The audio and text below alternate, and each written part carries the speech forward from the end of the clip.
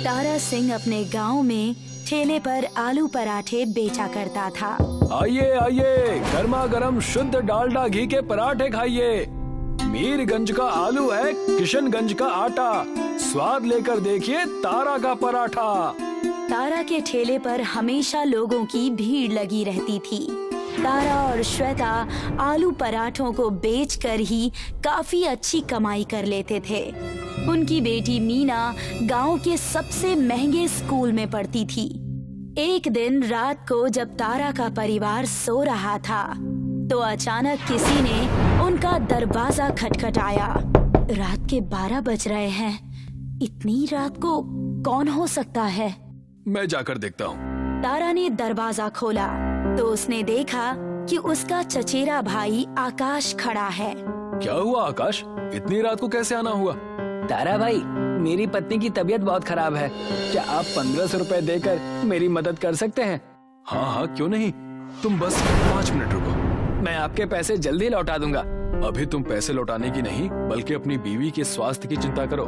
तारा का चचेरा भाई आकाश तारा से बहुत जलता था, लेकिन मदद मांगने भी हमेशा उसी के पास आता था। डॉक्टर के घर जाते ही आकाश अपना गुस्सा अपनी पत्नी माधुरी पर उतारने लगा। आज तुम्हारी वजह से मुझे फिर उस घमंडी तारा के पास जाना पड़ा। अगर तुम बीमार ना होती तो मुझे आज तारा के सामने हाथ फैलाना नहीं पड़ता। तुम तारा भैया के बारे में ऐसा क्यों सोचते हो? वो जरा भी घमंडी नहीं है। और आज मैं बीमार हो गई तो तुम इतना चिल्ला रहे हो जैसे उनसे पैसे मांगने जाते ही नहीं। तारा भैया ने पता नहीं कितनी बार तुम्हें पैसे दिए हैं और तुमने उनके पैसे आज तक लौटाए भी नहीं। फिर भी वो तुमसे कुछ नहीं कहते। तुम्हें अपने भैया और भाभी का सम्मान करना चाहिए। वो मुंह से भले ही कुछ ना कहता हो, लेकिन अपनी अमीरी के दिखावे से तो हमारी बेइज्जती करता ही है ना। वो अमीर हैं, लेकिन वो अमीरी का दिखावा करते हैं, ये तुम्हारा भ्रम है। तुम गरीब हो इसीलिए उनकी अमीरी तुम्हें चिढ़ाती है। तुम मेहनत से किसी एक जगह पर काम क्यों नहीं करते? अगर भगवान चाहेंगे तो तुम भी किसी दिन अमीर बन जाओगे। आकाश जहाँ भी नौकरी करता वहाँ चिड़चिड़ा रहता। वो मन से कभी काम नहीं करता था।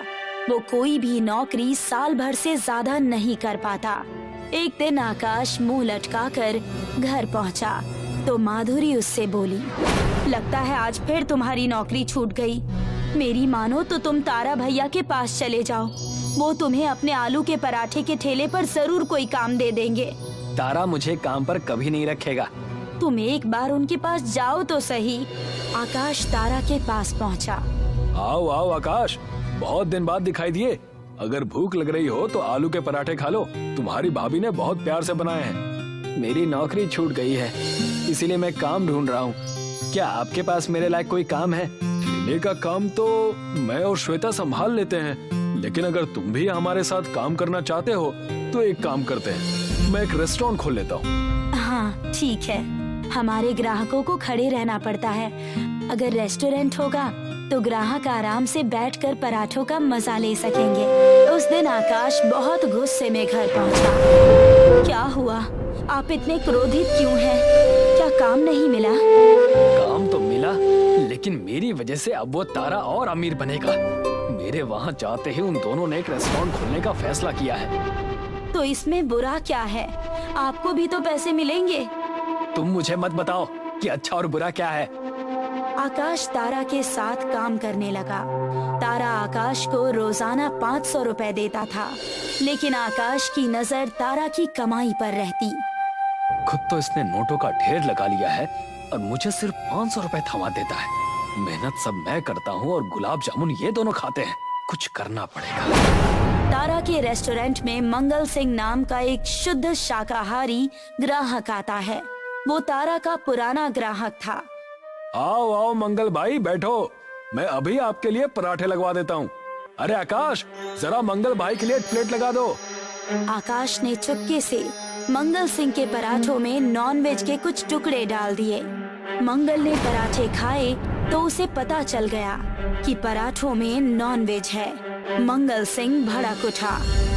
आलू के पराठे में नॉनवेज कैसे आ गया? मंगल सिंह के साथ अमंगल? मुझे नहीं पता, मैं तो सिर्फ पराठे ग्राहकों तक पहुंचाता हूँ। पराठे बनाने का काम तो तारा भैया और श्वेता भाभी करते हैं। क्या रे तारा, तूने पराठे में नॉनवेज मिलाकर हमारे साथ विश्वासघात किया है। अब मैं तेरा रेस्टोरेंट बंद कराकर तुझे गांव से बाहर निकलवाऊंगा। मंगल सिंह गांव का अमीर आदमी था।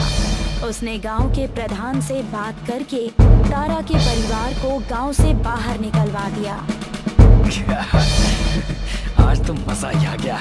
अब मैं गांव में अपने आलू पराठे बेचूंगा और खूब धन कमाऊंगा। आकाश ने गांव में आलू पराठों का ठेला लगाना शुरू कर दिया।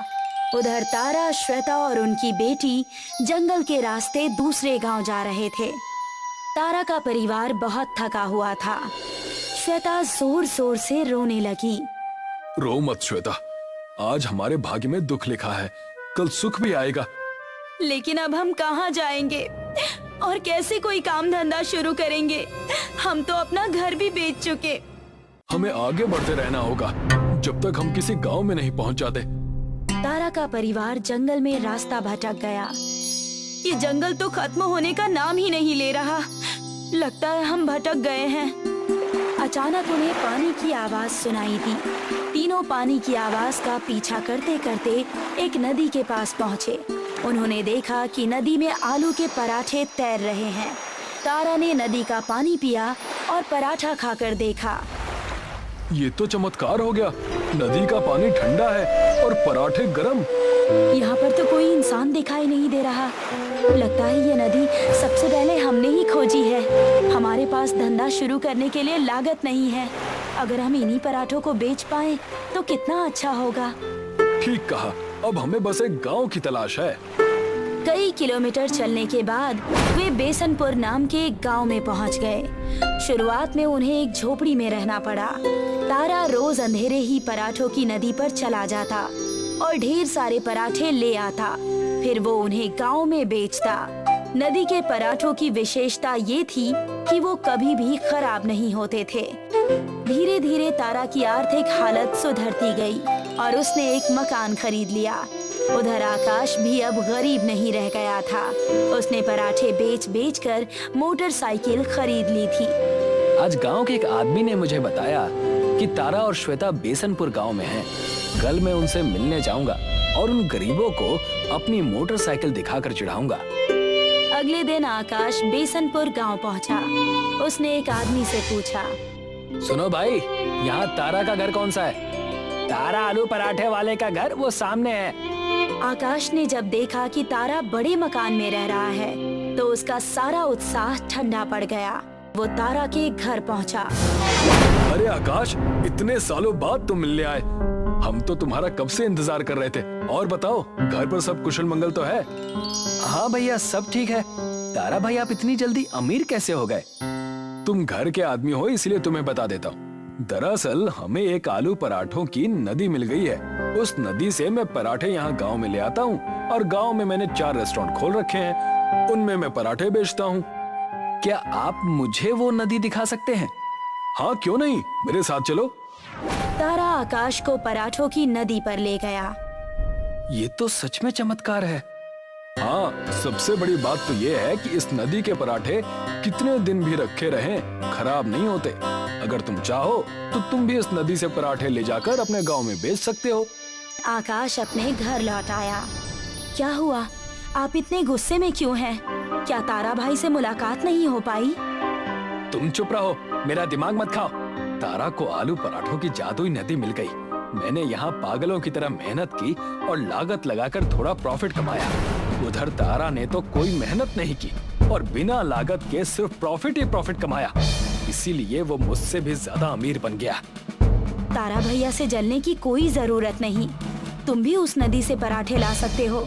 क्या तारा भैया ने तुम्हें वहाँ से पराठे लाने के लिए मना किया है? नहीं, मना तो नहीं किया है, लेकिन मुझे जल्द से जल्द तारा से अमीर बनना है। तारा ने 4 रेस्टोरेंट खोले हैं तो मैं 10 खोलूंगा। सिर्फ गांव में ही नहीं, शहर में भी खोलूंगा और हर रेस्टोरेंट पर पराठों की सप्लाई करूंगा। अगले दिन आकाश तारा के पास पहुंचकर बोला, तारा भैया, मैं पराठों की नदी में एक बांध बनाऊंगा। बहती हुई नदी में सारे पराठे बह जा रहे हैं, उन्हें इकट्ठा करना मुश्किल है। मैं बांध बनाकर पानी रोक दूंगा और ढेर सारे पराठे इकट्ठे कर लूंगा। ऐसा करने की कोई जरूरत नहीं है। नदी का पानी स्वाभाविक रूप से बहता रहे तभी अच्छा है। बांध बनाने की कोई जरूरत नहीं। और तुम बांध बनाओगे कैसे? मैं अकेले ही बांध बनाऊंगा। आकाश ने तारा की एक नहीं सुनी और उसने नदी पर एक हैवी डैम बना दिया। आकाश पराठे इकट्ठे करने लगा। एक दिन जब आकाश नदी से पराठे इकट्ठे कर रहा था तो नदी का बांध बहुत ज्यादा पानी इकट्ठा हो जाने की वजह से फट गया और आकाश नदी में बह गया। फिर उसका कुछ अता पता नहीं चला। तभी तो कहते हैं इंसान को थोड़े में ही संतुष्ट रहना चाहिए। बहुत ज्यादा की लालच अच्छी नहीं होती। मधुमती के 2 बेटे थे, अजय और विजय। अजय की शादी प्रज्ञा से हुई थी और विजय की शादी संध्या से। प्रज्ञा घर की बड़ी बहू होने के सारे कर्तव्य निभाया करती थी, पर फिर भी अक्सर प्रज्ञा की बेइज्जती हुआ करती थी क्योंकि वो पढ़ी लिखी नहीं थी। मधुमती, तेरी बड़ी बहू तो बहुत स्वादिष्ट खाना बनाती है। बस खाना ही बनाती है, बाकी कुछ इसके बस का नहीं। क्या मतलब? अब क्या बताऊं? मेरी बड़ी बहू अनपढ़, कहीं कुछ पढ़ने बोल दो तो इसकी नानी मर जाए। ये तो ऐसी ही है। तू उसको छोड़, मेरी छोटी बहू से मिल, संध्या। ये ग्रेजुएट है और नौकरी भी करती है। अच्छा है। मालती को बुरा लग रहा था कि मधुमती खुलेआम प्रज्ञा की बुराई कर रही थी। एक दिन की बात है, अजय और विजय घर लौटे। वो दोनों बहुत टेंशन में लग रहे थे। क्या हुआ? तुम दोनों की शक्लों पे 12 क्यों बजे हैं? नगर पालिका से नोटिस आई है कि हमारा घर इल्लीगल है और जल्दी वो हमारा घर तोड़ने वाले हैं। हम तो सालों से यहाँ रह रहे हैं, तो ये घर इल्लीगल कैसे होगा? पता नहीं माँ, कुछ समझ नहीं आ रहा। और बस तब से अजय और विजय के कोर्ट के चक्कर शुरू हो गए। कुछ महीने बीत गए। आखिर कोर्ट ने फैसला कर ही दिया। आप लोग का घर इल्लीगल है और नगर पालिका जल्दी उसे तोड़ देगी। ये सुनते ही मधुमती के पैरों के नीचे से जमीन खिसक गई। सारे घर वाले परेशान हो गए और अगले ही दिन विजय अजय के पास आया। भैया, मुझे कंपनी की ओर से एक फ्लैट मिला है। ये तो बहुत अच्छी बात है, पर फ्लैट थोड़ा छोटा है। उसमें हम सब एक साथ नहीं रह सकते, इसलिए हम सोच रहे हैं कि मैं और संध्या शिफ्ट हो जाते हैं। अजय समझ गया था कि विजय अब अलग होना चाहता था। उसने बिना कुछ बोले ही हामी भर दी और अगले ही दिन विजय और संध्या घर से चले गए। अजय ने एक घर किराए पे ले लिया और दूसरी ओर उसे जॉब से निकाल दिया गया। अजय बहुत ही बड़ी दुविधा में था। आप क्यों रो रहे हो? ये मुसीबत तो खत्म होने का नाम तक नहीं ले रही। एक के बाद एक बढ़ती ही जा रही है। मुझे जॉब से निकाल दिया गया। ये सुनकर प्रज्ञा भी हैरान हो गई, पर उसने अजय को दिलासा दिया।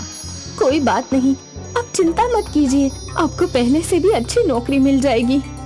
पर किराया भी तो देना पड़ेगा ना। इतने सारे खर्चे कब तक कैसे चलाऊंगा? हम दोनों मिलकर कुछ कर लेंगे। हम दोनों क्या ही कर सकते हैं? मैं खाना बना सकती हूँ, आप बेच सकते हैं। कोई काम बड़ा या छोटा नहीं होता। अगर हम दोनों मिलकर कोशिश करें तो इन सारे संकटों से बाहर निकल सकते हैं। तुम ठीक कह रही हो। प्रज्ञा ने सारी बातें अपनी सास मधुमती को बताई। तुम ठीक कह रही हो बहू, मुश्किल के समय हम सबको मिलकर सामना करना चाहिए। पर हम क्या खाने की चीज बेच सकते हैं? बाजार में तो सब कुछ पहले से बिकता है। हम कुछ ना कुछ अलग ढूंढ ही लेंगे। चलिए बाजार देख कर आते हैं। प्रज्ञा अजय को अपने साथ बाजार ले गई और वो लोग हर खाने की रेडी देखने लगे। चाट, भेलपुरी, फ्रैंकी, मैगी, पराठे, सब कुछ तो पहले से ही बिक रहा है। क्यों ना हम इन दोनों चीजों को मिला दे? क्या मतलब? मतलब आपने मैगी फ्रैंकी तो खाई है ना, उसमें फ्रैंकी और मैगी एक साथ है, वैसा ही कुछ। तो अब क्या हम मैगी पराठे बेचें? वैसे आइडिया बुरा नहीं है, सस्ते में बन भी जाएगा और बहुत बिकेगा भी। सच्ची? प्रज्ञा ने दुकान से कुछ मैगी के पैकेट्स खरीद लिए। प्रज्ञा ने मैगी बनाई और फिर उस मैगी को पराठे के आटे में भर के उसके पराठे बनाए। सासू माँ, चक्कर बताइए कैसा बना है? मधुमती ने एक पराठा खाया। वाह बहू, ये तो बढ़िया है, बहुत खूब। प्रज्ञा ने एक पराठा अजय को भी दिया। अजय तो बड़े चाव से पराठा खा रहा था। क्या हुआ, आपने बताया नहीं कि कैसा बना है? बढ़िया, एक और मिलेगा? प्रज्ञा ने अपने पति और सास को और मैगी के पराठे खिलाए और खुद भी खाया। सबको उसके मैगी के पराठे का आइडिया अच्छा लगा। अगले ही दिन प्रज्ञा ने बाजार में मैगी पराठे का स्टॉल खोल दिया। दीदी, ये मैगी पराठा क्या है? मैगी और पराठा का मिश्रण, खाकर तो देखो, बहुत स्वादिष्ट होता है। ठीक है, एक मैगी पराठा दे दीजिए। प्रज्ञा ने उस लड़के के लिए एक मैगी पराठा बनाया। उस लड़के ने वो चखा और उसके चेहरे पे मुस्कान आ गई। ये तो तूफान है, ऐसा पराठा मैंने कभी नहीं खाया, बिल्कुल नहीं। उस लड़के की बात सुनकर कई और ग्राहक प्रज्ञा के ठेले पर मैगी पराठा खाने आए। प्रज्ञा मैगी पराठे बनाए जा रही थी और अजय ग्राहकों को देकर पैसे ले रहा था। सुबह से शाम तक दोनों थक गए और फिर अपने घर लौटे। क्या हुआ? क्या नहीं हुआ वो पूछो माँ। सुबह से ग्राहक आते ही जा रहे थे, आते ही जा रहे थे। हम दोनों तो थक गए, लेकिन ग्राहक रुकने का नाम ही नहीं ले रहे थे। आज इतने दिनों बाद अजय और मधुमती के चेहरे पे मुस्कान आई थी। अब उन्हें उम्मीद की किरण दिख रही थी। अगले दिन प्रज्ञा के स्टॉल खोलने से पहले ही ग्राहक खड़े थे। प्रज्ञा धड़ाधड़ मैगी पराठे बनाए जा रही थी और ग्राहकों को देते जा रही थी। अगले कई दिनों तक ये सिलसिला ऐसे ही चलता रहा। प्रज्ञा और अजय अपनी आमदनी देखकर हैरान थे। हमारी एक दिन की कमाई मेरे आधे महीने की पगार की इतनी है प्रज्ञा। सोचा नहीं था कि कभी इतना कमा पाऊंगा। अब तीनों खुश थे। जल्द ही प्रज्ञा ने काम पर कुछ और लोग रख लिए। ग्राहकों की संख्या बढ़ती जा रही थी और साथ ही उनका मुनाफा। बस 6 महीने में प्रज्ञा और अजय ने नए घर का डाउन पेमेंट दे दिया और वो लोग अपने नए घर में आ गए। मैंने हमेशा तुझे कम समझा है, ये सोचकर कि तू पढ़ी लिखी नहीं है, क्योंकि मैं नहीं जानती थी कि तू क्या है। तेरा हुनर और इच्छा पढ़ाई लिखाई से बढ़कर है बेटा। तू अजय की मदद करना चाहती थी और तूने कर दिया। मुझे तुझ पर बहुत गर्व है। प्रज्ञा की सास ने आज पहली बार उसे गले लगाया। ये दिन प्रज्ञा के लिए यादगार था। एक किराए के घर से वो अपने खुद के घर में आ पहुँचे और ये सब प्रज्ञा के मैगी पराठे की बदौलत। प्रवीण एक खिलाड़ी था। वो रोज सुबह 5 बजे उठकर दौड़ लगाया करता था और लंबी दौड़ करने के बाद वो अपने खेल डिस्कस फेंकने की प्रैक्टिस किया करता था और उसकी ये प्रैक्टिस लगभग 1 घंटे तक चलती रहती। फिर दौड़ते हुए वो घर आता था और आते ही उसकी माँ उसके लिए प्रोटीन शेक ले आती। ये ले बेटा, बहुत थक गया होगा ना, इतनी प्रैक्टिस क्यों करते हो तुम? करने दो भाग्यवान, ये जितनी प्रैक्टिस करेगा उतना अपना खेल में माहिर बनेगा और तभी तो ये बड़ा खिलाड़ी बनकर हम दोनों का नाम रोशन करेगा। राइट पापा। बेटा तू अपना डाइट फॉलो तो कर रहा है ना? हाँ पापा, डाइट भी और कड़ी प्रैक्टिस भी। बहुत अच्छे, ऐसे ही अपने खेल पर ध्यान देना। चलो मुझे ऑफिस के लिए देर हो रही है, मैं चलता हूँ। प्रवीण के मम्मी पापा अपने बेटे को बहुत सपोर्ट करते थे क्योंकि वो एक दिन उसे बहुत बड़ा स्पोर्ट्स पर्सन बनाना चाहते थे। लेकिन अचानक कुछ दिनों बाद मुकेश को हार्ट अटैक आया और उसे अस्पताल में एडमिट कर दिया गया। डॉक्टरों ने बहुत कोशिश की पर वो मुकेश की जान नहीं बचा पाए। पापा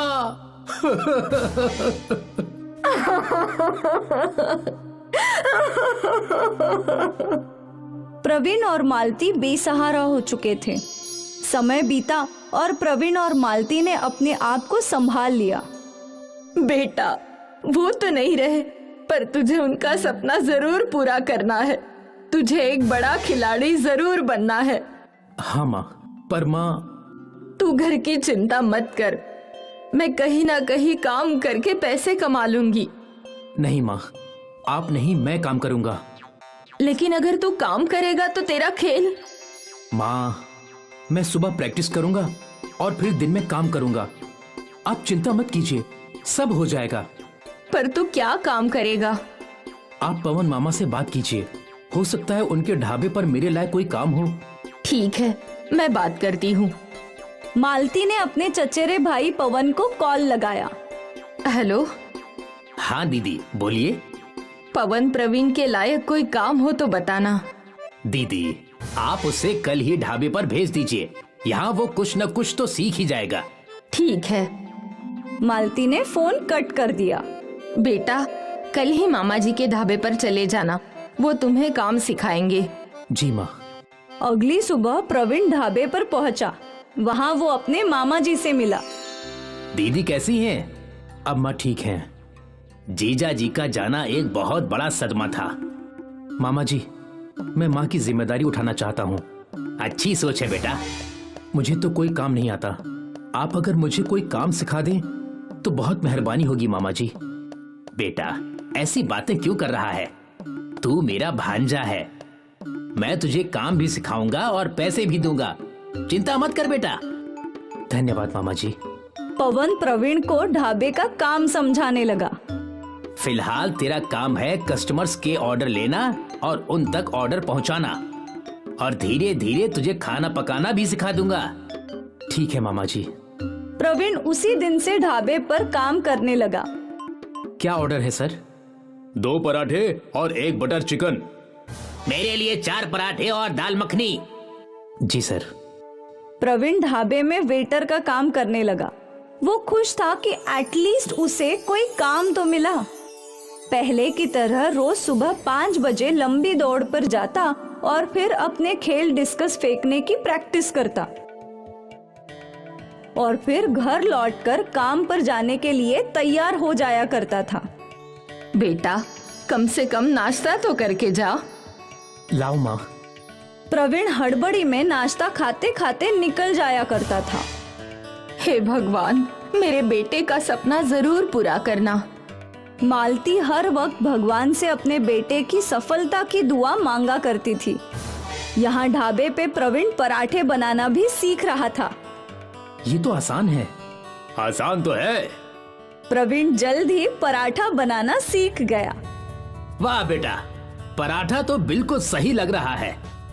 पवन प्रवीण की प्रगति देखकर खुश था। अब से बीच बीच में प्रवीण पराठे बनाया करता था। कुछ ही दिनों में वो पराठे बनाने में एक्सपर्ट हो गया। वाह प्रवीण, अब तो तू एक्सपर्ट बन गया। सब आपकी ही सीख है भैया। अच्छा है। प्रवीण के मामा जी भी ये देखकर बहुत खुश थे। फिर एक दिन जब प्रवीण ढाबे में पहुंचा तो उसने देखा कि मामा जी बहुत परेशान हैं। क्या हुआ मामा जी? आज एक बावर्ची नहीं आया पराठे वाला। मामा जी तो क्या हुआ? मैं पराठा बना दूंगा। आज छुट्टी का दिन है, कस्टमर्स भी ज्यादा होंगे। तू कस्टमर संभालेगा या पराठे बनाएगा? मैं दोनों करूंगा, आप देखते जाइए। प्रवीण को पता था उसे क्या करना है, पर उसके मामा जी चिंतित थे कि आज उनका दिन कैसा बीतेगा। खैर दोपहर हो गई और ग्राहक आने लगे। जी सर, क्या लाऊं? मेरे लिए 4 पराठे और कढ़ाई पनीर, 3 पराठे और अंडा मसाला, मच्छी कड़ी और 4 पराठे। सारे ऑर्डर्स लेकर प्रवीण किचन में गया और पराठे बनाना शुरू कर दिया। उसने बड़े तवे पर पराठे सेकने डाले और फिर ये लीजिए सर, आपका कढ़ाई पनीर, आपका अंडा मसाला और आपकी मच्छी कढ़ी। अरे पर पराठे कहाँ हैं? अभी आ जाएंगे। प्रवीण वापस तवे के पास लौटा और वहाँ उसने तवे पर से पराठे निकाल के उसे सीधा कस्टमर्स की प्लेट में फेंका। ये देखकर कस्टमर हैरान हो गए और प्रवीण के लिए तालियां बजने लगी। ये तो फ्लाइंग पराठा है। वाह दोस्त। Thank you sir. फिर क्या था, प्रवीण तवे के पास खड़े रहकर ही पराठे फेंकने लगा। मामा जी भी बहुत खुश थे क्योंकि आज ग्राहक रोज से ज्यादा थे और कमाई भी ज्यादा थी। प्रवीण के फ्लाइंग पराठे मशहूर हो गए। लोग लाइन लगाकर फ्लाइंग पराठा खाने आने लगे। मामा जी का मुनाफा बढ़ गया और उन्होंने प्रवीण की पगार भी बढ़ा दी। प्रवीण के घर अब पैसों की कमी नहीं थी। ये लो माँ। जीता रहे बेटा। अब प्रवीण अपने खेल पर भी अच्छे से ध्यान दे पाता था। वो रोज प्रैक्टिस करता, डाइट फॉलो करता।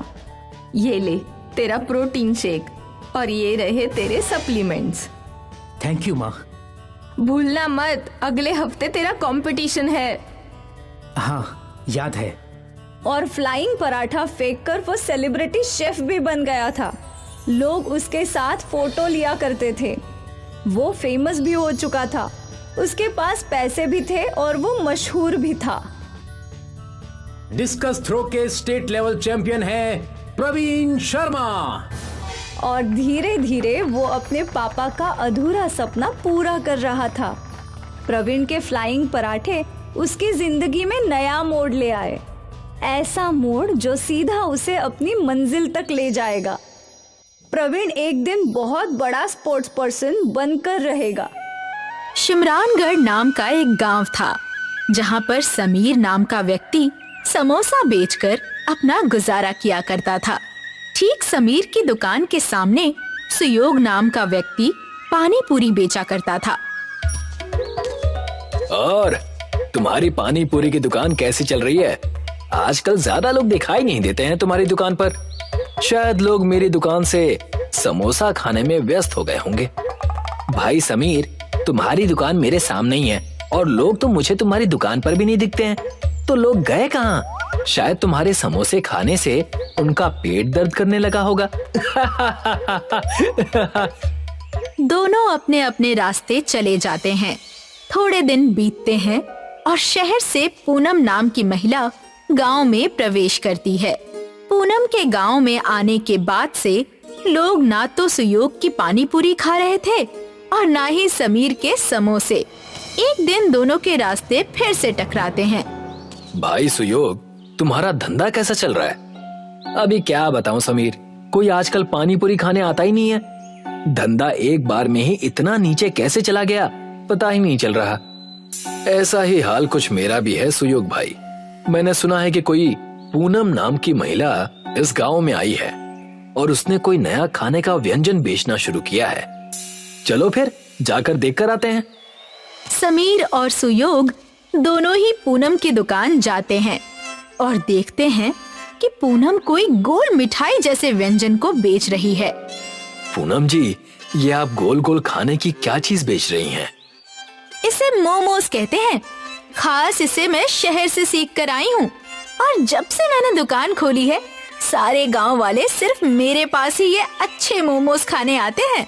अभी इस गांव में कोई भी समोसा और पानी पूरी खाना ही नहीं चाहता। तुम अभी नई हो इस गांव में।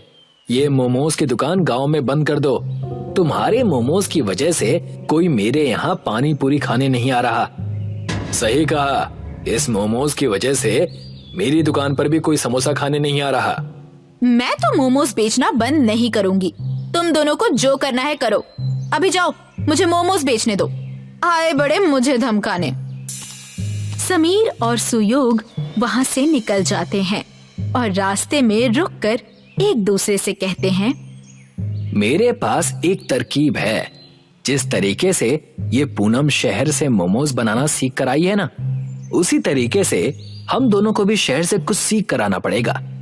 इस पूनम को मजा चखाने के लिए हम दोनों को एक साथ आना ही पड़ेगा। क्या कहते हो? हाँ, मैं तुम्हारा साथ दूंगा। समीर और सुयोग शहर की तरफ निकल जाते हैं। बीच में उन्हें जंगल का रास्ता मिलता है। जब वे जंगल के रास्ते से जा ही रहे थे तभी समीर का पैर फिसल जाता है और वो एक गड्ढे में गिर जाता है। अरे समीर, तुम कहाँ गिर गए भाई? ये गड्ढा यहाँ कैसे आ गया? पक्का किसी शिकारी ने किसी जानवर के लिए गड्ढा खोद कर रखा होगा। तभी उस गड्ढे में से समीर सुयोग को आवाज लगाता है, सुयोग, नीचे आ जाओ। देखो, यहाँ पर एक अलग ही दुनिया है।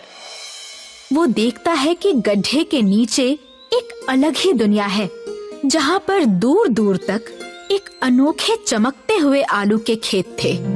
दोनों ये दृश्य देखकर आश्चर्यचकित हो जाते हैं। तभी वहाँ पर एक साधु आते हैं।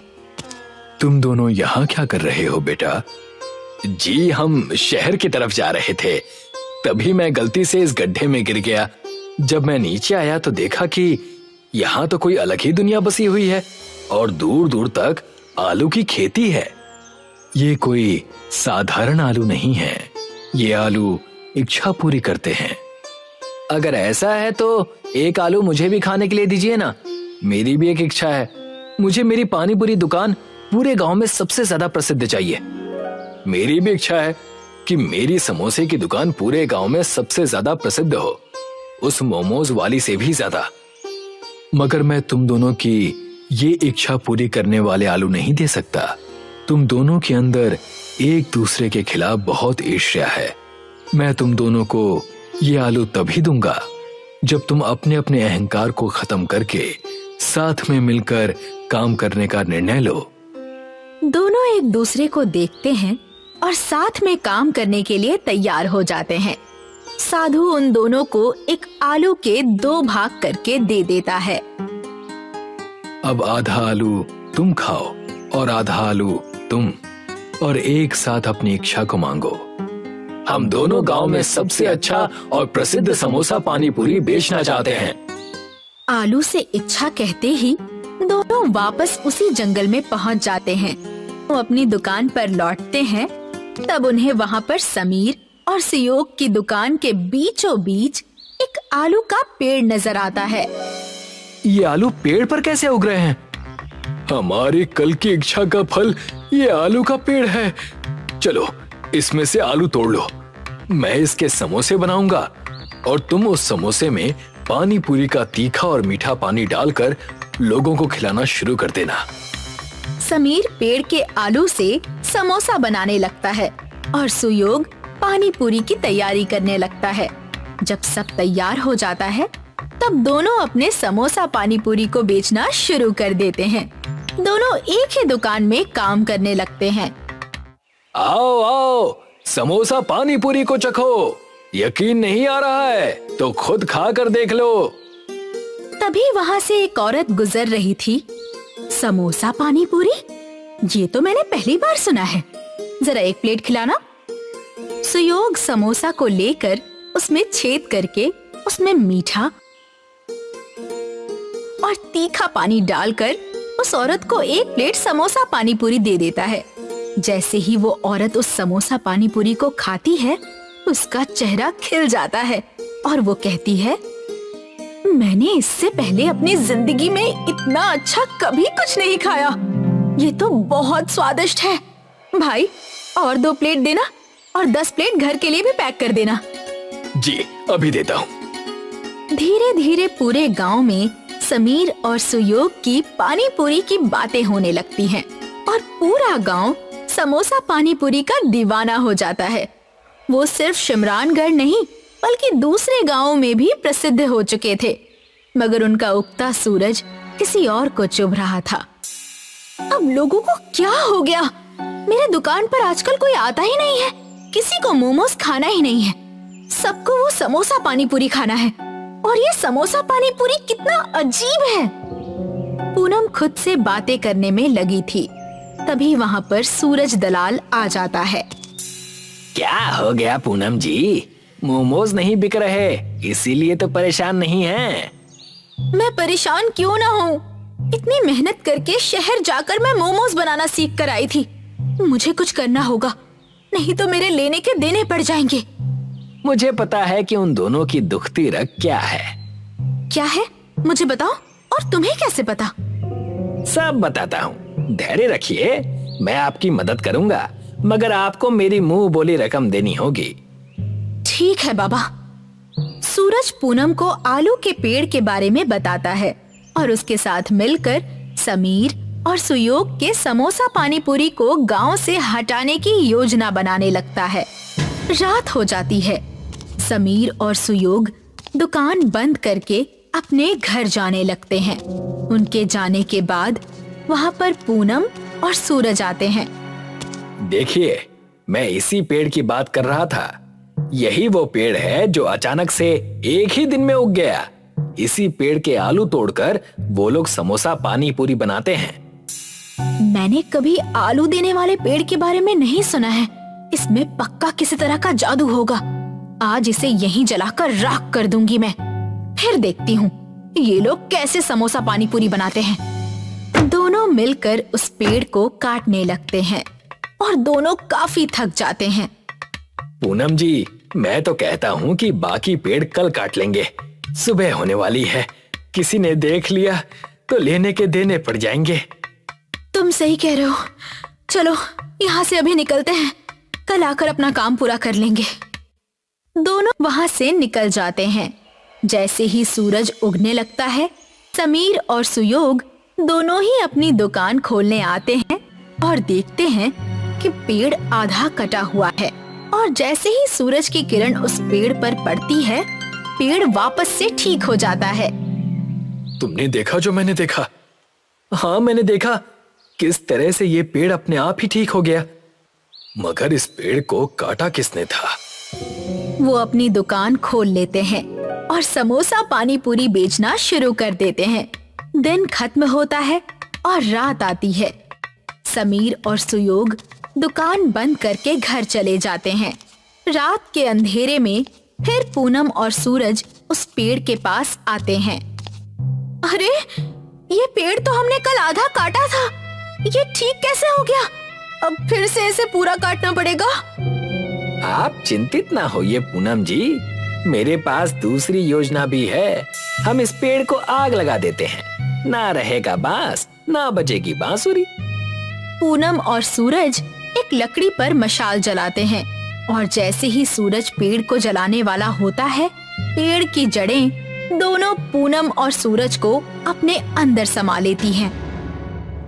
अगली सुबह जब समीर और सुयोग वहां आते हैं, तब वो देखते हैं कि वहां पर अब 3 पेड़ हो चुके हैं। कमाल है, अब तक तो एक ही पेड़ था, अब 3 हो गए।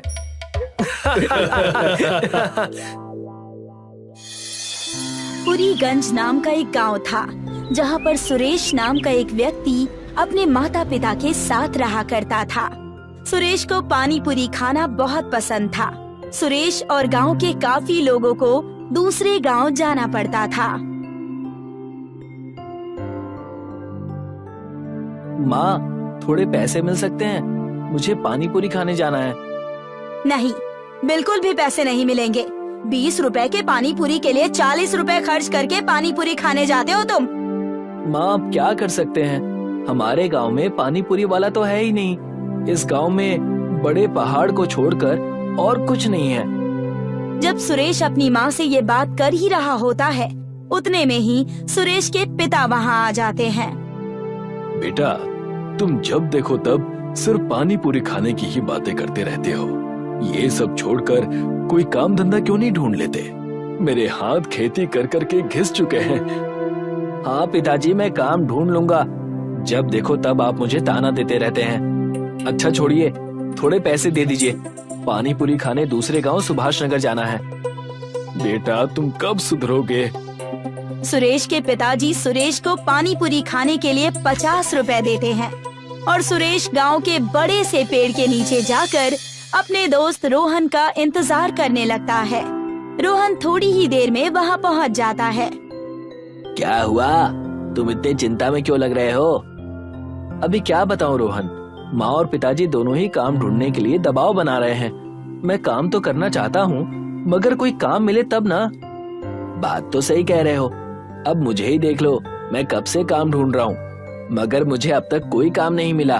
खैर छोड़ो, जल्दी चलो, नहीं तो सुभाष नगर जाने वाली बस छूट जाएगी। हाँ हाँ चलो। सुरेश और रोहन दोनों ही पानी पूरी खाने के लिए निकल जाते हैं और दूसरी ओर गांव का लालची जमींदार लखन अपने कामगार गुल्लू को अपने पास बुलाता है। बताइए, क्या काम आ गया मालिक? मैं कोई नया व्यापार करना चाहता हूँ। बताओ, इस गांव में लोगों के पास ऐसा क्या नहीं है जो मैं इन्हें दे सकूं और थोड़े पैसे ऐड सकूं? वैसे तो मुझे कुछ ऐसा पता नहीं मालिक, मगर गांव के काफी लोग पानी पूरी खाने दूसरे गांव जाते हैं, क्योंकि इस गांव में कोई पानी पूरी बेचता ही नहीं है। सिर्फ पानी पूरी खाने के लिए दूसरे गांव जाते हैं? अब आएगा मजा। जाओ गुल्लू, और पानी पूरी का ठेला तैयार करो और पानी पूरी बेचना शुरू कर दो। और हाँ, ध्यान रहे, पानी पूरी 50 रुपए के नीचे मत बेचना। समझ आई बात? मगर पानी पूरी तो दूसरे गांव में 20 रुपए की मिलती है मालिक। हाँ, मगर हम 50 में ही बेचेंगे। अब ज्यादा सवाल मत पूछो और जाओ जाकर तैयारी करो। गुल्लू पानी पूरी बेचने की तैयारी में लग जाता है। सुरेश और रोहन पानी पूरी खाकर अपने गांव लौट आते हैं। मुझे विश्वास नहीं होता कि हम सिर्फ पानी पूरी खाने के लिए इतनी दूर जाते हैं, मगर पानी पूरी खाकर सारी थकान एक बार में निकल जाती है। बात तो तुम सही कह रहे हो। काश हमारे गांव में भी एक पानी पूरी की दुकान होती तो हमें इतना दूर जाना नहीं पड़ता। सुरेश और रोहन दोनों ही अपने अपने घर चले जाते हैं और गुल्लू जमींदार की पानी पूरी के ठेले का पूरा इंतजाम कर लेता है। अगला दिन होता है और रोहन और सुरेश एक बार फिर से उसी पेड़ के नीचे मिलते हैं। और रोहन, चल फिर से पानी पूरी खाने चलते हैं। हाँ हाँ चलो, नेकी और पूछ पूछ। जैसे ही वो दोनों पानी पूरी खाने जा रहे होते हैं, उन्हें एक ठेले के पास बहुत सारी भीड़ नजर आती है। अरे, यहाँ इतनी भीड़ क्यों है? चलो जाकर देखते हैं। सुरेश और रोहन भीड़ की वजह से देखने जाते हैं। जैसे ही वो दोनों वहाँ पहुँचते हैं, उन्हें वहाँ पर गुल्लू पानी पूरी बेचते हुए दिखाई देता है। अरे वाह, ऐसा लगता है ऊपर वाले ने हमारी सुन ली। सही कह रहे हो। रोहन गुल्लू से पानी पूरी का भाव पूछता है और दोनों ही पानी पूरी का भाव सुनकर हक्का बक्का रह जाते हैं। 50 रुपए? इतना ज्यादा? दूसरे गांव में तो सिर्फ 20 रुपए में ही पानी पूरी मिल जाती है। उतने में ही जमींदार लखन वहाँ पहुँच जाता है और कहने लगता है, तो वहीं जाकर खा लो पानी पूरी, हमने कहाँ मना किया है। वैसे भी दूसरे गांव में पानी पूरी खाने के लिए भी 50 रुपए ही दे रहे थे ना, तो इससे अच्छा यहाँ दे दो, क्या दिक्कत है? अच्छा, तो ये आपकी दुकान है। तभी सोचूं कि ये इतने ज्यादा दाम में पानी पूरी क्यों बेच रहा है। कोई बात नहीं, हम भी हमारी पानी पूरी की दुकान खोलेंगे और गांव वालों को कम पैसों में पानी पूरी खिलाएंगे। जाओ जाओ, बस गांव में एक मैं ही हूँ जिन्हें बाहर के लोग पानी पूरी की पूरी बना कर देते हैं। जरा मैं भी तो देखूं कि तुम दुकान कैसे खोलते हो। सुरेश और रोहन दोनों ही वहाँ से निकल जाते हैं और सोचने लगते हैं कि वो कैसे पानी पूरी की दुकान के लिए पूरी ढूंढ सके। तुमने जोश जोश में कह तो दिया, मगर हम पूरी का जुगाड़ करेंगे कैसे? हमें कुछ ना कुछ तो करना ही होगा, वरना ये जमींदार ऐसे ही लोगों से पैसे ऐंठता रहेगा। जब वो ये बात कह ही रहे होते हैं, वहाँ से एक बूढ़ा व्यक्ति बड़ी ही थकी हुई हालत में गुजर रहा होता है। पानी, पानी, कोई मुझे पानी दे दो। आप ठीक तो है ना दादाजी? रुकिए, मैं अभी पानी का बंदोबस्त करता हूँ। रोहन, जाओ, पास में जो भी घर हो वहाँ से पानी लेकर आओ। अभी लेकर आता हूँ। रोहन भागकर जाकर पास वाले घर से पानी लेकर आता है और उस बूढ़े व्यक्ति को पानी पीने के लिए देता है और उनसे पूछता है कि वो इतने थक हार कर कहाँ से आ रहे हैं। बेटा, मैं गांव के पहाड़ की चोटी चढ़कर आ रहा हूँ। वहाँ पर खास तरह की जड़ी बूटियाँ और खेत में बोने वाले बीज हैं। अगर आज तुम दोनों मुझे पानी ना पिलाते तो शायद आज मैं जिंदा ना बचता। वो बूढ़ा व्यक्ति इतना कहने के बाद अपने झोले में हाथ डालकर सुरेश और रोहन को वो जादुई बीज देता है और कहता है, जब भी तुम इन बीज को अपने खेत में बोओगे, तब तुम्हें 5 बार उस वस्तु का नाम लेना होगा जिसे तुम अपने खेत में उगाना चाहते हो, और अगले दिन वो उग जाएगा। बूढ़ा व्यक्ति इतना कहकर अपने रास्ते चला गया और सुरेश और रोहन उस जादुई बीज को अपने घर लेकर चले जाते हैं। चलो आज ही जाकर इस बीज को मेरे पिताजी के खेत में गाड़ देते हैं और देखते हैं कि ये सच में जादुई है या नहीं। सही कह रहे हो, अगर ये काम कर गया ना तो हमारी पूरी समस्या खत्म हो जाएगी। सुरेश और रोहन दोनों ही उस बीज को लेकर खेत में जाते हैं और 5 बार पानी पुरी का नाम लेकर उस बीज को खेत में बो देते हैं। अगली ही सुबह खेत में पूरी उग जाती है और सुरेश और रोहन दोनों ही अपनी पानी पुरी का ठेला डाल देते हैं और सिर्फ 20 रुपए में पानी पुरी बेचना शुरू कर देते हैं। अरे ये तो बड़ी अच्छी दुकान दिख रही है, जरा एक प्लेट तो लगाना भाई। जी अभी लगाता हूँ। सुरेश अपने ग्राहक को पानी पुरी खिलाता है। मैंने आज से पहले कभी भी इतनी अच्छी पानी पूरी नहीं खाई। मजा आ गया इस पानी पूरी को खाकर। एक काम करो और 2 प्लेट लगा दो और 2 प्लेट घर के लिए भी बांध दो। धीरे धीरे करके सभी सुरेश और रोहन के पानी पुरी के ठेले पर आने लगते हैं। जब भी पूरी कम पड़ जाती है, पानी पुरी की खेती से पूरी लेकर आ जाता है। गांव वालों ने जमींदार के पानी पुरी के ठेले में से पानी पुरी खाना बंद कर दिया था। ये देखकर जमींदार आग बबूला हो जाता है और अपने कामगार गुल्लू से कहता है, गुल्लू, क्या हुआ? पानी पूरी का धंधा चल क्यों नहीं रहा? मालिक, वो पानी पूरी को 20 रुपए में बेच रहा है और हम 50 रुपए में। और मैंने तो सुना है कि उसकी पानी पूरी काफी स्वादिष्ट है। हमें कुछ न कुछ तो करना पड़ेगा, नहीं तो सारा धंधा चौपट हो जाएगा। मेरे पास एक तरकीब है। अब कैसी तरकीब मालिक? जैसा मैं कहूँ बस वैसा करना गुल्लू, चलो मेरे साथ। जैसे ही रात होती है, जमींदार और गुल्लू दोनों ही रात के अंधेरे में आकर सुरेश और रोहन के ठेले में आग लगा देते हैं। बहुत पानी पूरी बेचने का शौक था ना, अब बेचते रहना पानी पूरी। अगले दिन जब सुरेश और रोहन अपनी पानी पूरी बेचने आते हैं, तब वो देखते हैं कि उनका ठेला तो पूरी तरीके से जला हुआ है। ये किसने किया? भला ऐसा कोई क्यों करेगा? ये पक्का उस जमींदार का काम होगा। हमारी दुकान की वजह से उसकी पानी पूरी की दुकान नहीं चल रही होगी और वो लोगों से पैसे नहीं ऐंठ पा रहा होगा। मगर मैं हार नहीं मानूंगा, हम फिर से एक ठेला लगाएंगे। सुरेश और रोहन फिर से ठेला बनाते हैं और अपनी पानी पूरी एक बार फिर से गांव में बेचना शुरू करते हैं। और ये बात गुल्लू जाकर अपने मालिक जमींदार लखन को बताता है। क्या उन्होंने फिर से अपना ठेला लगा लिया? जी मालिक, इनके ठेले पर आग लगाने का कोई फायदा नहीं हुआ। तो हम सीधा जड़ पर हमला करेंगे। मैंने सुना है कि सुरेश के पिता के पास एक खेत है जहाँ पर ये दोनों जादुई पानी पूरी की खेती करते हैं। ये तो मैंने भी सुना है, मगर आप करने क्या वाले हैं? चल जाएगा, सब पता चल जाएगा, बस तुम मेरे साथ चलो। जैसे ही रात होती है, जमींदार और गुल्लू दोनों ही पानी पूरी की खेत में आ जाते हैं। तो ये है इनकी पानी पूरी की पूरी का राज। आज सब खत्म कर दूंगा, ना रहेगा बांस और ना बजेगी बांसुरी।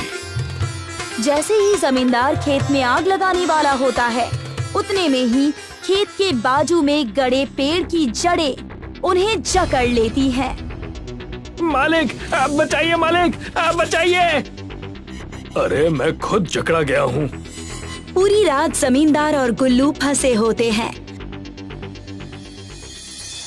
अगले दिन जब सुरेश और रोहन पूरी की खेती करने आते हैं,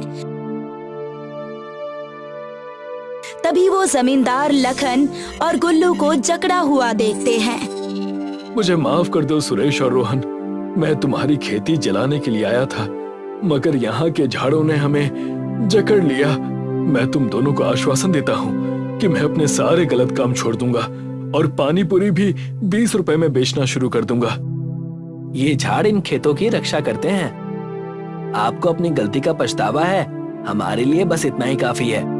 जैसे ही सुरेश और रोहन जमींदार और गुल्लू को माफ कर देते हैं, वैसे ही पेड़ उन्हें छोड़ देते हैं। मोहनलाल गांव का संपन्न किसान था, लेकिन पत्नी गायत्री की बीमारी में सभी खेत बिक चुके थे। इसलिए उसने अपने घर के पास पराठे की दुकान खोल ली थी। जल्द ही उसके व्यवहार और स्वादिष्ट पराठे ने कस्बे के लोगों को अपना दीवाना बना दिया था। सुमित्रा और राजू के स्कूल के पास एक पिज्जा की दुकान खुली थी, जिसका प्रचार रेडियो, अखबार और ऑटो पर हैंडबिल व पोस्टर चिपकाकर पूरे जोर शोर से किया गया। भाई कल हमने पिज्जा खाया। क्या पिज्जा था? मैं और मेरे पिताजी अपनी कार पार्किंग पर पिज्जा ऑर्डर के बाद घंटों इंतजार किए, तब हमें पिज्जा मिला। अच्छा, क्या इतना अच्छा स्वाद है पिज्जा का? और नहीं तो क्या, तुम लोगों को तो घुसने भी नहीं देंगे गार्ड। घुसने क्यों नहीं देगा? अरे वो तुम्हारे पापा की फुटपाथ की पराठे की दुकान थोड़ी है ना, जो कोई भी मुंह उठाकर चला जाएगा। उस दुकान का एक स्टेटस है, बड़े बड़े लोग अपनी गाड़ी लगाकर खड़े रहते हैं, तब जाकर उन्हें पिज्जा खाने को मिलता है, समझ गए? रॉकी की बातें सुनकर सभी हंसने लगते हैं। सुमित्रा को पराठे वाले का मजाक पसंद नहीं आता। राजू जब स्कूल से घर जा रहा होता है तो पिज्जा की दुकान पर लोगों की भीड़ देखकर रुक जाता है। सुमित्रा उसे समझा बुझाकर घर ले आती है। पिताजी, पिताजी, हमें भी पिज्जा खाना है। ठीक है बेटा, खिला दूंगा कभी। अभी गरम गरम आलू के पराठे बनाए हैं, वो खा लो। मुझे नहीं खाना, मुझे नहीं खाना, मुझे तो पिज्जा ही खाना है। देख राजू, पिज्जा बहुत महंगे आते हैं, उतना पैसा हमारे पास नहीं कि तुम्हें पिज्जा दिलवा सकूं, लेकिन वादा करता हूं कि एक दिन तुम्हें पिज्जा जरूर खिलाऊंगा। नहीं पिताजी, मुझे तो कल ही पिज्जा चाहिए। अगर पिज्जा नहीं मिला तो मैं कुछ नहीं खाऊंगा। राजू, जिद मत करो। पिताजी बोल रहे हैं ना कि एक दिन हम लोगों को पिज्जा खिलाने ले जाएंगे। नहीं दीदी, मुझे तो पिज्जा कल ही खाना है। रॉकी भैया ने स्कूल में बताया कि पिज्जा कितना अच्छा होता है। अरे राजू, वो डॉक्टर का बेटा है, उसके पास ढेरों पैसे हैं। चल अब खाना खा। पराठे खाकर बच्चे सो गए, लेकिन मोहनलाल की आंखों से नींद कोसों दूर थी। वह अपनी गरीबी को कोस रहा था कि कितना बेबस है वो, जो अपने बच्चों की मामूली खाने की मांग को भी पूरा नहीं कर सकता। उसकी आंखों में आंसू आ गए। सोचते सोचते न जाने कब उसे नींद आ गई। अगले दिन सुबह बच्चे स्कूल गए। आज भी पूरे स्कूल में पिज्जा की ही चर्चा हो रही थी। दोस्तों, कल मेरा जन्मदिन है और कल मेरी तरफ से कल शाम को सभी को पिज्जा पार्टी है। कल संडे है और स्कूल की भी छुट्टी है। सभी कल शाम में अच्छे अच्छे कपड़े पहन कर आना, ओके? भैया, हम भी आएंगे ना? हमें नहीं बोला आपने? नहीं, तुम लोग वहाँ नहीं जा सकते। वहाँ सभी बड़े बड़े लोग आते हैं, स्टेटस वाले लोग आते हैं। तुम बस पराठे खाओ। चल राजू, इनके पिज्जा से कहीं स्वादिष्ट और अच्छे हमारे पराठे हैं। अरे जाजा, बंदर को क्या पता कि अदरक का स्वाद क्या होता है। स्कूल के बाहर जो पिज्जा का पोस्टर लगा है ना, उसे ही देखते रहो और पराठे खाओ, समझना कि पिज्जा खा रहे हो। रॉकी, ऐसा नहीं कहते। चलो सुमित्रा, इसे तो ऐसे ही बोलने की आदत है। राजू की फोटो देखकर पराठा खाने वाली बात पर सभी हंसने लगे। सुमित्रा और राजू को बहुत बुरा लगा। दोनों घर आ गए। अरे राजू, यूं मुंह लटकाए क्यों खड़े हो? वो पिताजी, बात ये है कि कल रॉकी का जन्मदिन है और सभी को बुलाया है, पर हमें छोड़कर, क्योंकि वहाँ बड़े बड़े लोग होंगे। बस इतनी सी बात। कल हम तुम लोगों के लिए आलू का मस्त पराठा बनाएंगे और हम सब पार्टी करेंगे। मुझे नहीं खाना पराठा, मुझे तो बस पिज्जा खाना है। मुझे पिज्जा चाहिए। बेटा, मैंने बताया ना कि अभी हमारे पास तुम लोगों के फीस भरने के पैसे नहीं हैं। पिज्जा कहाँ से खिलाऊंगा? इतना कहकर मोहनलाल आंखों में आंसू लिए घर से बाहर प्रथा के दंग पर चला गया। राजू, तुम्हें ऐसा नहीं कहना चाहिए था। पिज्जा की जिद छोड़ दे मेरे भाई। जब पैसे होंगे तो हम जरूर पिज्जा खाने चलेंगे। आज तक कभी हमारे पास पैसे हुए हैं क्या? सभी नए नए कपड़े पहनते हैं और हम 2 साल से एक ही कपड़े पहन रहे हैं। क्या हम कभी पिज्जा नहीं खा पाएंगे दीदी? ऐसी बात नहीं है मेरे भैया, हम लोग पिज्जा एक दिन जरूर खाएंगे। उस रात राजू ने खाना नहीं खाया। घर में किसी ने खाना नहीं खाया। सुबह मोहनलाल उठा और बाजार चला गया। वापस आया तो देखा कि राजू अभी तक सो रहा था। सुमित्रा से पता चला कि राजू अभी भी रूठा हुआ है, खाना भी नहीं खाया है। उठो बेटा, आज हम तुम लोगों को पराठा पिज्जा खिलाएंगे। चलो उठो। पिताजी, मैंने बोल दिया ना, जब तक पिज्जा नहीं मिलेगा मैं कुछ नहीं खाऊंगा। मोहनलाल पराठे पर चीज, फ्रूट्स और सैलेड डालकर पिज्जा बनाता है। लेकिन लाख समझाने के बावजूद राजू नहीं खाता। सुमित्रा भी पूरी कोशिश करती है राजू को मनाने की, पर असफल रहती है। आज फिर सभी भूखे ही सो जाते हैं। आधी रात को राजू को जोर से भूख लगती है। वो किचन में जाकर रखा हुआ पराठा पिज्जा खाता है। उसे बहुत अच्छा लगता है। वह पराठा पिज्जा चट कर जाता है। मोहनलाल चुपचाप उसे खाते हुए देख लेता है। सुबह उठकर मोहनलाल बाजार चला जाता है। वापस आकर सुमित्रा को बुलाता है। सुमित्रा, ओ सुमित्रा, जी पिताजी, आई। ये ले पैसे और स्कूल से आते समय पिज्जा लेते आना। पिताजी, पैसे कहाँ से आए? वो कहीं से आ गए। और हाँ, मैंने टिफिन में पराठा पिज्जा रख दिया है, खा लेना याद से। सुमित्रा घर से स्कूल के लिए निकल रही थी तो पिताजी की साइकिल बाहर नहीं लगी थी। समझने में देर न लगी कि पिताजी ने साइकिल बेचकर पैसे लाए थे। सुमित्रा और राजू स्कूल पहुँचे। स्कूल में कल की रॉकी की पिज्जा पार्टी की ही धूम थी। सभी की जुबान पर पिज्जा पार्टी की ही चर्चा थी। लंच में सुमित्रा और राजू पराठा पिज्जा खा रहे थे तो वहाँ रीता आ गई। अरे, तुम दोनों ये कौन सी डिश खा रहे हो? ये हमारे पिताजी ने बनाया है, पराठा पिज्जा। हाँ, ये स्पेशल डिश पिताजी ने बनाई है। लो, तुम भी खाओ, बहुत स्वादिष्ट है। अरे वाह, बहुत मस्त पराठा पिज्जा है। ये तो बहुत ही अच्छा पराठा पिज्जा है। देखो, आओ देखो, पराठा पिज्जा कल के पार्टी वाले पिज्जा से कहीं ज्यादा टेस्टी है। सुमित्रा प्लीज, मुझे भी एक टुकड़ा दो ना। हाँ, ये लो रॉकी, तुम भी खाओ। वाह, सही में ये कितना टेस्टी है पराठा पिज्जा। ऐसा तो मैंने अपनी जिंदगी में कभी नहीं खाया था। जल्द ही पूरे कस्बे में पराठा पिज्जा की चर्चा फैल गई। सुमित्रा ने पिताजी को पराठा पिज्जा बनाने की सलाह दी। अब उनकी दुकान पर भीड़ लगने लगी थी। पिज्जा की दुकान में लगातार ग्राहकों की कमी होने लगी। पिज्जा की दुकान बंद होने की कगार पर आ गई। तभी एक दिन पिज्जा दुकान के मालिक खुद मोहनलाल के पास आया। मोहनलाल जी, आपके पराठा पिज्जा का बहुत नाम सुना था, आज टेस्ट भी कर लिया। सचमुच लाजवाब है। वाकई तुम्हारे हाथों में तो जादू है। जी धन्यवाद। क्यों ना हम दोनों मिलकर साथ काम करें। आप मेरी दुकान का उपयोग कीजिए, मैं फंडिंग और मार्केटिंग देख लूंगा। जो भी प्रॉफिट होगा आधा आधा बांट लेंगे। मोहनलाल को ये प्रपोजल अच्छा लगा। दोनों मिलकर साथ काम करने लगे।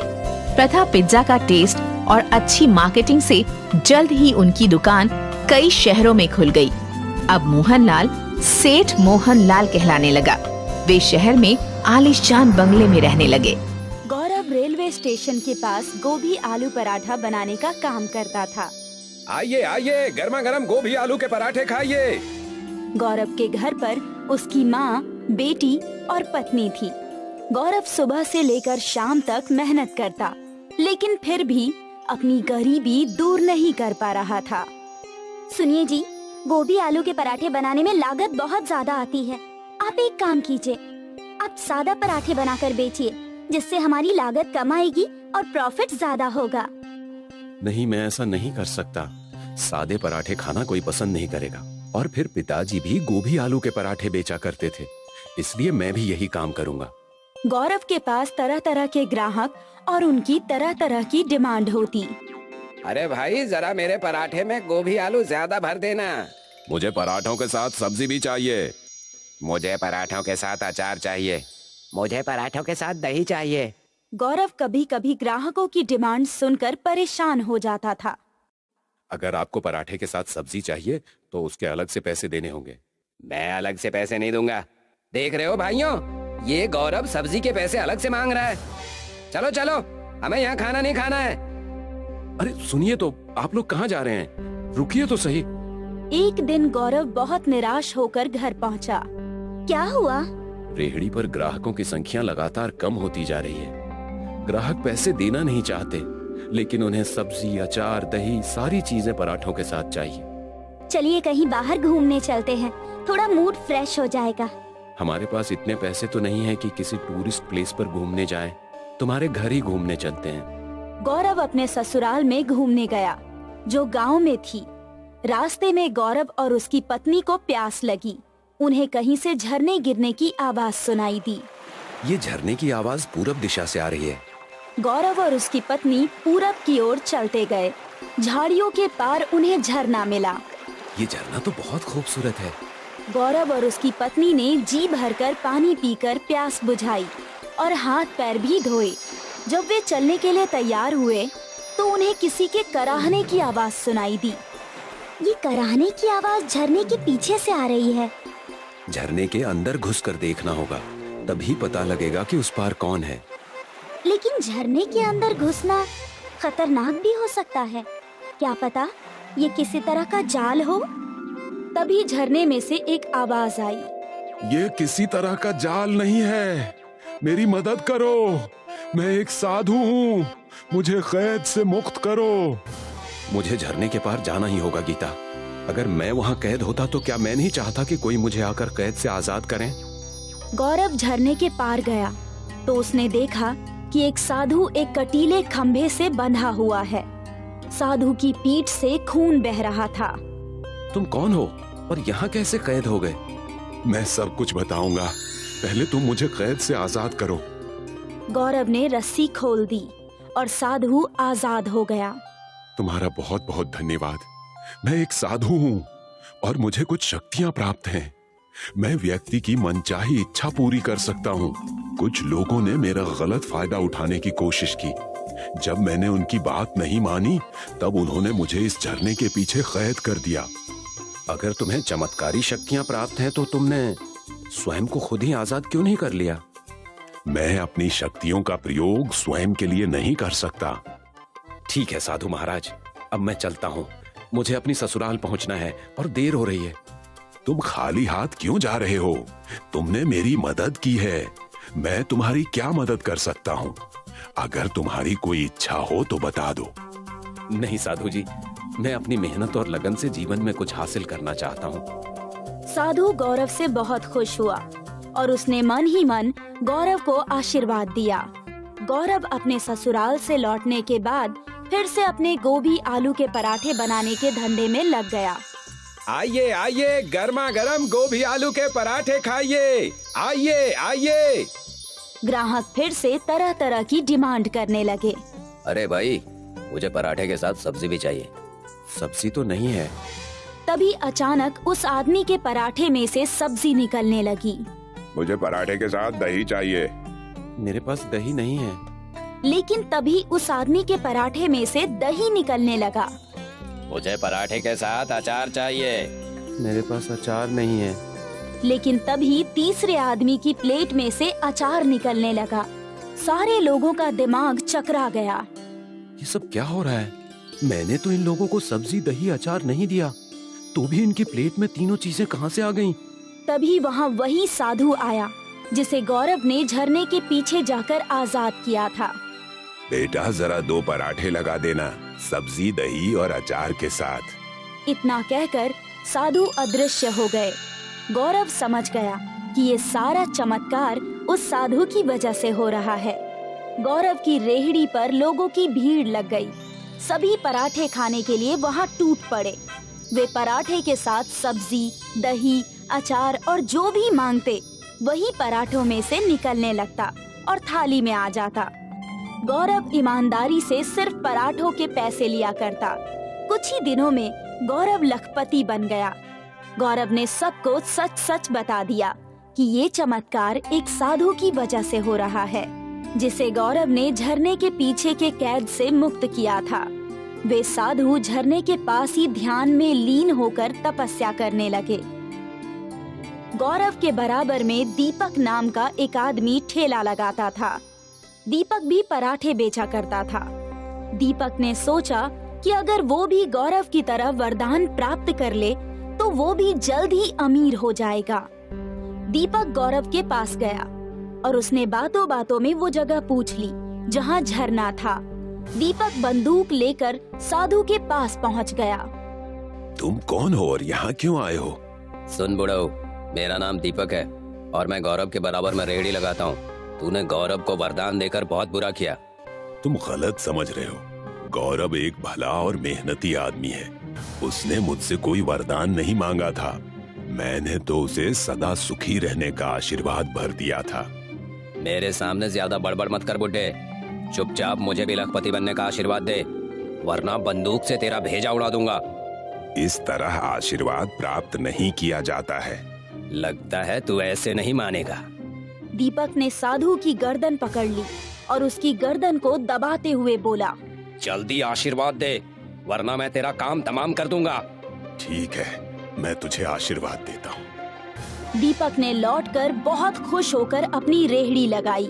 दीपक ने जब ग्राहकों को प्लेट में पराठे रखकर दिए तो प्लेट में पराठों के ऊपर सांप बिलबिलाने लगे। जितनी बार भी दीपक ने प्लेट पर पराठा रखा, हर बार परिणाम वही हुआ।